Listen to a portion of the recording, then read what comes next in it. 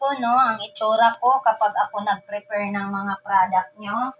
So, kapag po leaders na kita, at saang lupalop ka man, mapa-Mindanao man, mapa-Davao, kung talaga namang malapit ka lang sa product center, nire-refer na kita doon para po, in the sense na ma-minus po ang aking gawain.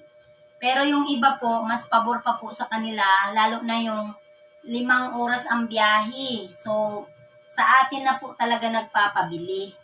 So, ayan. So, kahit saan namang lupalop ka sa mundo, madali naman po ngayong gagawin. So, kadalasan po, sabi ng iba, wala siyang oras. Kailan ka ba naging hindi busy? Mula pinanganak tayo, busy talaga tayo. Bakit? Busy tayo sa buhay na maliit sahod. Realidad yan. Busy tayo, 9 to 10 hours to 12 hours na sa trabaho ka lang. Ay kung habang buhay mo isakripisyo ang sarili mo dyan, paano kung 20 years nagkakasakit ka? Dahil masipag, matyaga, madiskarte, parang sinesa yan. Nung araw po kasi natamaan po ako ng acid reflux at natamaan po ako ng ulcer. Bakit po? Sa trabaho po ay hindi normal ang aming kain. Pagka mayroon pong bisita, talagang ikaw dahil assistant ka sa manager, ikaw po ang haharap ng tao. Ayan. Doon po, jer lang, walang money. Ayan, jer. Manager, jer, pero walang money. Ayan. Dito po, wala po tayong manager. Tayo po ay pantay-pantay ng karapatan. Tayo po ay magtutulungan. Tayo po directly ay business partner. Ayan mga kalabs. Business partner po tayo. -1 nga eh. Gusto kong mag-live ngayon. Kaya lang, yung Facebook ko, mayroong na-upload na, ano ba yun? Yung sinasabi na na-restrict yung ano. So, hindi ako nakapag-live. Isayang naman po na madami akong preparation ngayon para po mayroon po akong documentary na ito na po.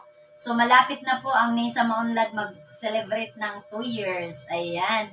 Ako po ay mayroon na pong 1 year and 7 months, 8 months. Okay. Mamaya, magbilang ako ulit. So, ibig sabihin, ang Nisa Maunlad International ay malapit nang mag-celebrate ng 2 years. Ayan. At nakaplano po ako, mayroon akong pinag-isipan na pahalipay or pahappy-happy ng aking mga kagrupo. Ayan, mga OFWs dyan, hindi lang po sapat.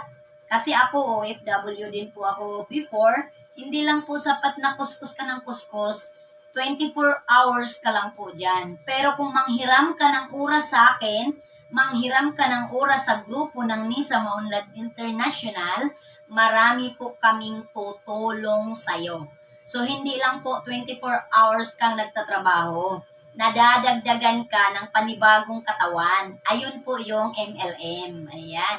Why MLM? Dahil po, nag-leverage ang iyong sarili. Nadadagdagan ka ng oras. For example, humataw si Ludit, humataw si Upline Loloy, humataw si Merlin. Ibig sabihin, ang 24 oras ko na maximize ko into 36 hours. Ibig sabihin, nagdadagdag ang aking oras. So, yun po yung ibig sabihin ng network. Ayan, network. Ibig sabihin, huwag kang matakot na, ay, structure na naman yan.